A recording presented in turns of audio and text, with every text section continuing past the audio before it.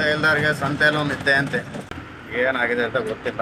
Upside ಆಗಿರ್ಬೇಕು ಅನ್ಸುತ್ತೆ ಗಾಡಿ. ಇದು ಈಚರ್ ಗಾಡಿ ಅಪ್ಸೈಡ್ ಆಗ್ಬಿಟ್ಟೈತೆ ಬರೋ ಕೋಳಿ ಗಾಡಿ. ಅದಕ್ಕೆ ಕ್ರೇನ್ ಬಂದ್ಬಿಟ್ಟೆಲ್ಲ ಎತ್ಬಿಟ್ಟು. Hi, good morning everybody. Welcome back to Jungli multi creation channel. ಇವಾಗ ಎದ್ದು ಕಂಪ್ನಿ ಹತ್ರ ಹೋಗೋಣ ಅಂತ ಹೊರಟ್ಬಿಟ್ಟು ಬರ್ತಾ ಇದ್ದೀನಿ. ಲೋಡಿಂಗ್ ಗಾಡಿ ಎತ್ಕೊಂಬರೋಣ ಅಂತ. ಕರೆಕ್ಟಾಗಿ ನಮ್ಮೂರಿಂದ 31 ಕಿಲೋಮೀಟ್ರ್ ಆಗುತ್ತೆ ಗುರು ಕಂಪ್ನಿಯಿಂದ ಮನೆಗೆ. ಹೋಗೋದಕ್ಕೆ 1 ಅವರ್, ಬರೋದಕ್ಕೆ 1 ಅವರ್ ಬೈಕಲ್ಲಿ. ನಮಗೆ ಬೈಕಲ್ಲಿ ಕಂಪ್ನಿ ಹತ್ರ ಹೋಗೋ ಜರ್ನಿನೇ ಸ್ವಲ್ಪ ಜಾಸ್ತಿ ಟೈಮ್ ಹಿಡಿಯುತ್ತೆ. ಹೋಗೋದಕ್ಕೆ 1 ಅವರ್, ಬರೋದಕ್ಕೆ 1 ಅವರ್ ಆಗುತ್ತಲ್ಲ, ಅಂದರೆ ಸ್ವಲ್ಪ ಮೈನೋವು ಜಾಸ್ತಿ.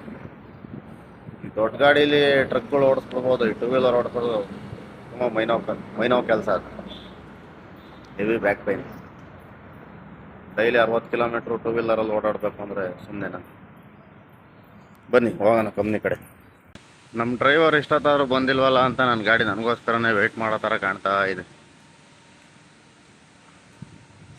ನಮ್ಮ ಗಾಡಿಗಳೆಲ್ಲ ಆಲ್ಮೋಸ್ಟ್ 90% ನೈಟ್ ಟೈಮೇ ಲೋಡ್ ಆಗೋದು. ಲೋಡ್ ಮಾಡಿಬಿಟ್ಟು ಸೈಡಲ್ಲಿ ಹಾಕಿರ್ತಾರೆ. ಈ ಥರ ಬೆಳಿಗ್ಗೆ ಬಂದು ಎತ್ಕೊಂಡು ಹೋಗೋದು ಗಾಡಿ ನಾವು. ಲೋಡಿಂಗ್ ಡ್ರೈವರ್ ಸಪ್ರೇಟ್ ಇರ್ತಾರೆ, ಅವರು ಲೋಡ್ ಮಾಡಿಸ್ಬಿಟ್ಟು ಗಾಡಿ ಸೈಡಿಗೆ ಹಾಕಿರ್ತಾರೆ.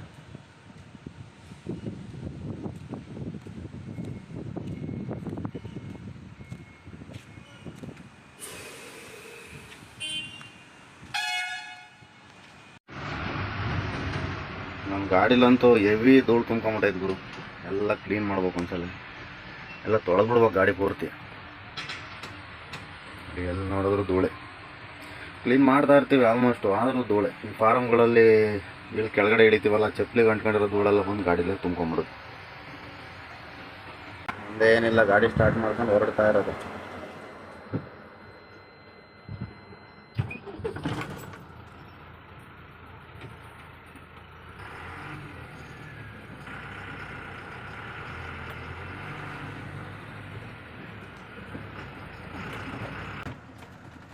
ಐತಿಹಾಸಿಕ ಶಿರಾ ನಗರಕ್ಕೆ ಸುಸ್ವಾಗತ. ಶಿರಾದವ್ರ ಜನಗಳು ಯಾರಾದರೂ ವಿಡಿಯೋ ನೋಡ್ತಾ ಇದ್ದಾರೆ, ದಯವಿಟ್ಟು ಒಂದು ಲೈಕ್ ಕೊಡಿರಿ. ಯಾಕಂದರೆ ನಾನು ಕೂಡ ನಮ್ಮ ಶಿರಾ ಹುಡುಗ. ಯಾರೆಲ್ಲ ಶಿರಾದವ್ರು ಇದ್ದಾರೆ ಅವರೆಲ್ಲ ಆಲ್ಮೋಸ್ಟ್ ಇದು ರೋಡೆಲ್ಲ ಗೊತ್ತಿರುತ್ತೆ, ಈ ಪ್ಲೇಸ್ ಎಲ್ಲ ಅವ್ರಿಗೆ. ಯಾರಾದರೂ ಶಿರಾ ನೋಡಿಲ್ಲದೆ ಇರೋರಿದ್ದರೆ ನೋಡ್ಕೊಂಬಿಡಿ ಶಿರಾ ಒಂದ್ಸಲ. ರೂಟ್ಗೆ ಹೊರಡೋಕ್ಕೂ ಮುಂಚೆ ಮನೆಗೆ ಹೋಗ್ಬಿಟ್ಟು ಸ್ವಲ್ಪ ಫ್ರೆಶ್ ಅಪ್ ಆಗ್ಬಿಟ್ಟು ತಿಂಡಿ ತಿನ್ಕೊಂಬಿಟ್ಟು ಒಂದೊಂದ್ಸಲ ಹೊರಡೋಣ. ಅಲ್ಲಿ ಕಾಣ್ತಾ ಇರೋದೇ ನೋಡಿ ನಮ್ಮ ಮನೆ. ಮತ್ತು ಈ ಕಡೆ ಕಾಣಿಸ್ತಾ ಇರೋದು ಅದು ಕೋಳಿ ಶೆಡ್, ನಾಟಿ ಕೋಳಿ ಶೆಡ್. ಅದು ಸದ್ಯಕ್ಕೆ ನಾಟಿ ಕೋಳಿಗಳು ಜಾಸ್ತಿ ಇಲ್ಲ, ಒಂದು 200-250 ಕೋಳಿನೇ ಇದೆ ಅಷ್ಟೇ. ನೋಡೋಣ ಫಸ್ಟ್ ಅದು ಏನು ಲಾಭನಷ್ಟು ನೋಡ್ಬಿಟ್ಟು ಆಮೇಲೆ ಮಾಡೋಣ ಅಂತ ಹಂಗೆ ಬಿಟ್ಟಿದ್ದೀನಿ. ಮನೆಗೆ ತಿಂಡಿ ತಿನ್ಕೊಂಡು ಹೋಗೋಣ ಅಂತ ಬಂದೆ. ಇಲ್ಲಿ ನೋಡಿದ್ರೆ ಬಿಸಿ ಬಿಸಿ ರಾಗಿ ಮುದ್ದೆ ಚಿಕನ್ ಸಾಂಬಾರೇ ರೆಡಿ ಮಾಡಿಕ್ಕಿದ್ರು. ಈ ಕೋಲ್ಡ್ ಕ್ಲೈಮೇಟ್ಗೂ ಊಟಕ್ಕೂ ಒಳ್ಳೆ ಕಾಂಬಿನೇಷನ್ ಗುರು, ಮಾಡಿಸಿರೋ ಥರ ಇದೆ. ಈ ಚಿಕ್ಕಬಳ್ಳಾಪುರ ಘಾಟ್ನ ಫಸ್ಟ್ ಗೇರಲ್ಲಿ ಹತ್ತೋ ಪರಿಸ್ಥಿತಿ ಬಂತು ಗುರು. ಸೆಕೆಂಡ್ ಗೇರಲ್ಲಿ ಹತ್ತಾ ಇತ್ತು. ಮುಂದೆ ಇರೋ ಟ್ಯಾಂಕ್ ಲೋಡ್ ಮಾಡ್ಕೊಂಡ್ರೆ ಗಾಡಿ ಅಡ್ಡ ಬಂದ್ಬಿಟ್ಟು ಮೋಷನ್ ಕಟ್ಟಾಗೋಯ್ತು. ಏನೋ ಆಗಿದೆ, ಏನಾಗಿದೆ ಅಂತ ಗೊತ್ತಿಲ್ಲ. ಗಾಡಿ ಸೈಡ್ಗೆ ಹಾಕೊಂಡು ಏನೋ ಮಾಡ್ತಾ ಇದ್ದಾರೆ.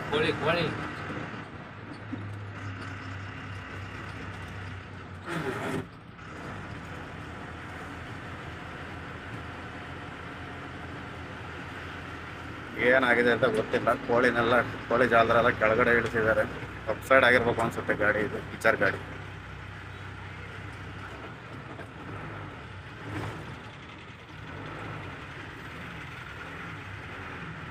ಯಾವುದೋ ಈಚರ್ ಗಾಡಿ ಅಪ್ಸೈಡ್ ಆಗ್ಬಿಟ್ಟೈತೆ ಬರೋ ಕೋಳಿ ಗಾಡಿ. ಅದಕ್ಕೆ ಕ್ರೇನ್ ಬಂದ್ಬಿಟ್ಟೆಲ್ಲ ಎತ್ಬಿಟ್ಟು ಜಾಲರನ್ನೆಲ್ಲ ಬೇರೆ ಗಾಡಿ ಶಿಫ್ಟ್ ಮಾಡ್ತಾ ಇದ್ದಾರೆ. ಎಲ್ಲ ಕ್ರಾಸಿಂಗ್ ಹೊಡಿತಾ ಇದ್ದಾರೆ ಬೇರೆ ಗಾಡಿ. ಮನೆಗೆ ಹೋಗಿ ಸ್ನಾನ ಮಾಡ್ಕೊಂಡು ಫ್ರೆಶ್ ಅಪ್ ಆಗ್ಬಿಟ್ಟು ಮತ್ತೆ ಚಿಕನ್ ಸಾಂಬಾರು ಊಟ ಮಾಡ್ಕೊಂಡು ಮತ್ತೆ ಮಧ್ಯಾಹ್ನಕ್ಕೂ ಬಾಕ್ಸ್ ತಗೊಂಡು ಬಂದೆ.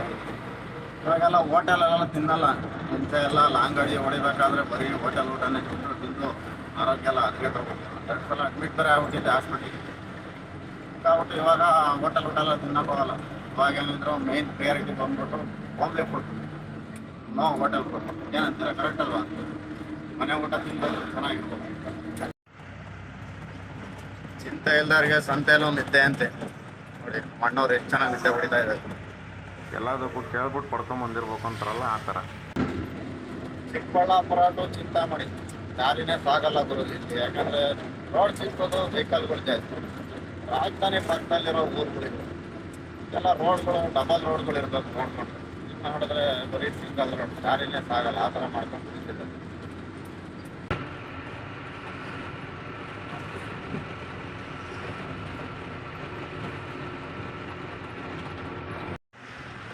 ಇಲ್ಲಿ ಯಾಕೋ ಶಿಡ್ಲಘಟ್ಟೆಯಿಂದ ಮುಂದೆ ಅಂಡರ್ ಪಾಸ್ ಹತ್ರ ಒಂದು ಕಡೆ ರೋಡ್ ಕ್ಲೋಸ್ ಮಾಡಿದ್ದಾರೆ. ಒಂದು ಕಡೆ ರೋಡ್ ಕ್ಲೋಸ್ ಮಾಡಿಬಿಟ್ಟು ಇನ್ನೊಂದು ಸೈಡಲ್ಲಿ ಟೂ ವೇ ಮಾಡ್ಬಿಟ್ಟು ಬಿಟ್ಟಿದ್ದಾರೆ. ಏನಕ್ಕೆ ಅಂತ ಗೊತ್ತಿಲ್ಲ.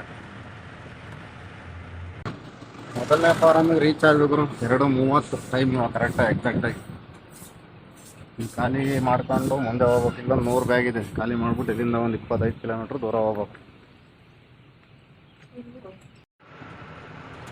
ಹೆಂಗಿದೆ ರೀ ನೇಚರು? ಹಳ್ಳಿ ರಸ್ತೆ ಅಂದರೆ ರಸ್ತೆನೇ ಬಿಡಿ ಅಲ್ವಾ, ಎಷ್ಟು ಚೆನ್ನಾಗಿ ಕಾಣ್ತಾ ಇದೆ. ಒಳ್ಳೆ ಲೊಕೇಶನ್. ಈ ಥರ ರೋಡ್ಗಳಲ್ಲಿ ಗಾಡಿ ಓಡಿಸೋದಕ್ಕೂ ಏನೋ ಒಂಥರ ಖುಷಿ ಸಿಗುತ್ತೆ ಗುರು. ಏನಂತ ಹೇಳಕ್ ಬರೋದಿಲ್ಲ, ಬಟ್ ಒಳ್ಳೆ ಫೀಲಿಂಗ್, ಒಳ್ಳೆ ಎಕ್ಸ್ಪೀರಿಯನ್ಸ್ ಆಗುತ್ತೆ.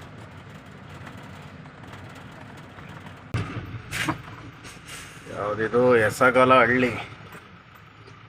ಖಾಲಿ ಮಾಡ್ಬೇಕಾಗಿರೋ ಫಾರಮ್ಗೆ ಊರೊಳಗಡೆಯಿಂದ ಹೋಗ್ಬೇಕು.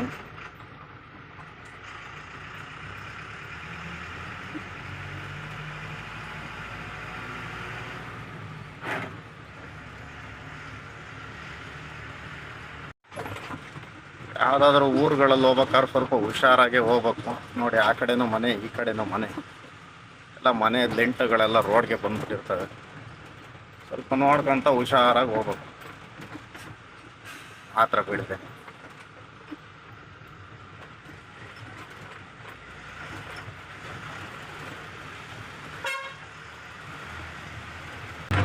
ಇಲ್ಲಿ ನೋಡಿ ಫಾರಮ್ ಎಷ್ಟು ಸುಂದರವಾಗಿದೆ ಅಂತ ಅಂದ್ಬಿಟ್ಟು, ಒಳ್ಳೆ ಲೊಕೇಶನಲ್ಲಿದೆ. ಎಷ್ಟು ಬ್ಯೂಟಿಫುಲ್ ಆಗಿ ಕಾಣುತ್ತಲ್ವ ಅದು. ಸುತ್ತ ಮರ, ಸೆಂಟ್ರಲ್ ಫಾರಮ್. ಆ ಕಡೆಯಿಂದ ಬರೋಣ, ಈ ಕಡೆಯಿಂದ ನಾವು ಆ ಕಡೆಯಿಂದ ಹಾಕಿ ಈ ಕಡೆಗೆ ಹೋಗಿ ರಿವರ್ಸ್.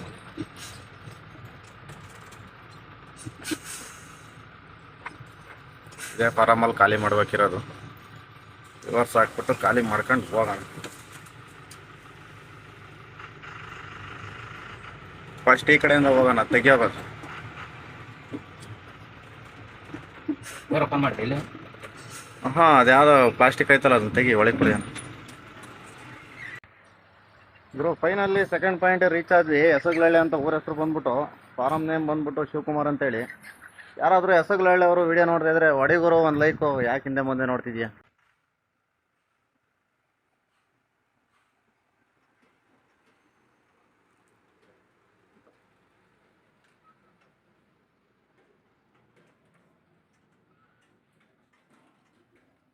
ಈ ಫಾರಮಲ್ಲಿ ಸುಮಾರು ದಿವಸದಿಂದ ಒಂದು ಬಸ್ಸು ಅಲ್ಲೇ ನಿಂತ್ಕೊಂಡಿದೆ, ಅದೇ ಜಾಗದಲ್ಲೇ. ಬ್ರೇಕ್ ಡೌನ್ ಆಗಿರೋ ಗಾಡಿ, ಏನು ಪ್ರಾಬ್ಲಮ್ಮೋ ಗೊತ್ತಿಲ್ಲ.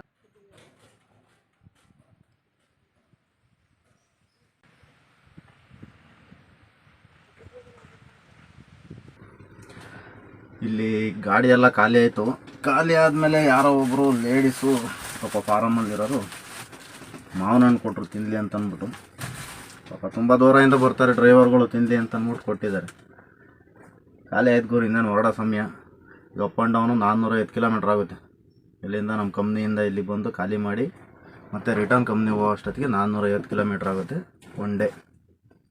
ಅಂದರೆ ಇವತ್ತು ಬಂದಿರೋದು ಸ್ವಲ್ಪ ಲಾಂಗ್. ಎಲ್ಲ ದಿನ ಈ ಥರ ಲಾಂಗ್ ಬರೋದಿಲ್ಲ, ಯಾವಾಗಾರ ಒಂದು ದಿವಸ, ವಾರದಲ್ಲಿ ಒಂದು ದಿವಸ 2 ದಿವಸ ಈ ಥರ ಲಾಂಗ್ ಬರ್ತೀವಿ. ಮಿಕ್ಕಿದ ದಿನದ 200-205 kilometre daily up and down ಆಗುತ್ತೆ. ಬನ್ನಿ, ಟೈಮ್ ಆಯಿತು 5 ಗಂಟೆ, ಹೊರಡೋಂಥ ಸಮಯ, ಹೊರಡೋಣ. 6 ಗಂಟೆ ಆಗೇ ಹೋಯ್ತು ಗುರು, ಗಾಡಿ ಖಾಲಿ ಮಾಡ್ಕೊಂಡು ಬರೋ ಅಷ್ಟರಲ್ಲಿ. ಈಗ ನಾನು ಮನೆಗೆ ರೀಚ್ ಆಗೋಷ್ಟೊತ್ತಿಗೆ 9 ಗಂಟೆ ಆಗೋಗುತ್ತೆ. ಯಾಕೆಂದರೆ ಇಲ್ಲಿಂದ 230-240 ಕಿಲೋಮೀಟ್ರ್ ಆಗುತ್ತೆ. ಚಿಂತಾಮಣಿಯಿಂದ ಒಂದು 25 ಕಿಲೋಮೀಟ್ರ್ ಒಳಗಡೆ ಬಂದಿದ್ದೀನಿ. ನಾನು ಮನೆಗೆ 9 ಗಂಟೆಗೆ ರೀಚ್ ಆದರೆ ಅಲ್ಲಿಂದ ಮತ್ತೆ ಕಂಪ್ನಿ ರೀಚ್ ಆಗೋದಕ್ಕೆ ಗಾಡಿ ಬಿಡೋಕೆ ಹೋಗ್ಬೇಕಲ್ಲ, ಅದಕ್ಕೆ ಮತ್ತೆ 1 ಅವರ್ ಬೇಕು. ವಾಪಸ್ ಬರೋಕ್ಕಾಗೋದೇ ಡೌಟ್ ಅನ್ಸುತ್ತೆ, ಯಾಕಂದರೆ ಟೈಮ್ ಆಗೋಗುತ್ತಲ್ಲ. ಅದಕ್ಕೆ ಗಾಡಿ ಅಲ್ಲೇ ನಿಲ್ಲಿಸ್ಬಿಟ್ಟು ಗಾಡಿಯಲ್ಲ ಮಲಗಿ ಬೆಳಿಗ್ಗೆ ಒಂದೇ ಸಲ ಲೋಡ್ ಗಾಡಿ ಎತ್ಕೊಂಡ್ಬರೋಣ ಅಂತ ಅಂದ್ಕೊಂಡಿದ್ದೀನಿ. ನೋಡೋಣ ಏನಾಗುತ್ತೆ. ಅಲ್ಲಿ ಹೋಗಿ ನಮ್ಮ ಕಂಪ್ನಿ ಹತ್ರ ಹೋದ್ಮೇಲೆ ಗೊತ್ತಾಗುತ್ತೆ.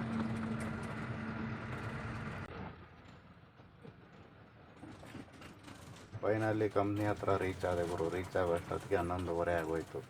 ಅಷ್ಟೊತ್ತು ಎಂತಕ್ಕಾಯಿತು ಅಂದರೆ ಮನೆ ಹತ್ರ ಹೋಗಿ ಊಟ ಮಾಡಿ ಸ್ವಲ್ಪ ಹೊತ್ತು ರೆಸ್ಟ್ ಮಾಡಿ ಬರಬೇಕಾಯಿತು. ಯಾಕಂದರೆ ಹೇಗಿದ್ರು ಲೇಟಾಗಿ ಹೋಗಿತ್ತು. ವಾಪಸ್ಸಂತೂ ಬರೋದಿಲ್ಲ ಇವತ್ತು. ಕಂಪ್ನಿಲೇ ಮಲಗ್ತೀನಿ ಅನ್ನೋದು ಕನ್ಫರ್ಮ್ ಆಯ್ತಲ್ಲ, ಅದಕ್ಕೋಸ್ಕರ ಅಲ್ಲೇ ಇದ್ಬಿಟ್ಟು ಬಂದೆ. ಬಂದ ತಕ್ಷಣ ಗಾಡಿ ಕಾಟ ಮಾಡಿಸ್ಬಿಟ್ಟು ಬಿಲ್ಗಳನ್ನೆಲ್ಲ ಕೊಟ್ಬಿಟ್ಟು ಗಾಡಿ ಎತ್ಕೊಂಡು ಪಾರ್ಕಿಂಗ್ ಕಡೆ ಹೊರಟೆ.